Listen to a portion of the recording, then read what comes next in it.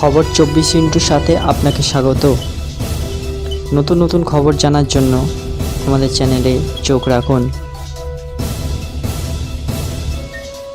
মমতা বন্দ্যোপাধ্যায়ের কোনো দুর্নাম ছিল না, কিন্তু এখন কাদের জন্য কালির ছিটে গায়ে লাগলো মমতার? সংবাদ মাধ্যমের সাক্ষাৎকারে বিস্ফোরক দাবি করলেন বিধায়ক মদন মিত্র। নাম না করেই আইপ্যাককে নিশানা করেন মদন। বলেন, সব থেকে বড় কথা, মমতা বন্দ্যোপাধ্যায়ের কোনো দুর্নাম ছিল না। যেটুকু মমতা বন্দ্যোপাধ্যায়ের গায়ে কালি লেগেছে তা প্যাকওয়ালাদের জন্যই।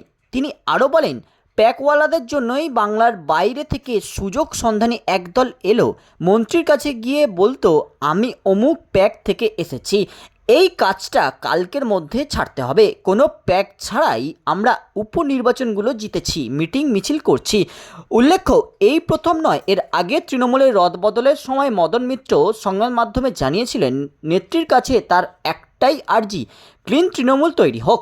টাকার বিনিময়ে দলে যে পদ বিক্রি হচ্ছে সে কথা আগেই বলেছিলেন মদন। তিনি দলের একাংশের উদ্দেশ্যে সে কথা বলেছিলেন কিনা তা নিয়ে দলের অন্দরেই বিতর্ক তৈরি হয়েছিল। সেই বিতর্কের ব্যাখ্যা দিতে গিয়ে মদন মিত্র নাম না করে আইপ্যাক সংস্থাকে কাঠগড়ায় দাঁড় করিয়েছিলেন। আর এই এজেন্সির জন্যই মমতা বন্দ্যোপাধ্যায়ের গায়ে কালি ছিটে লেগেছে বলেই দাবি করেন তিনি।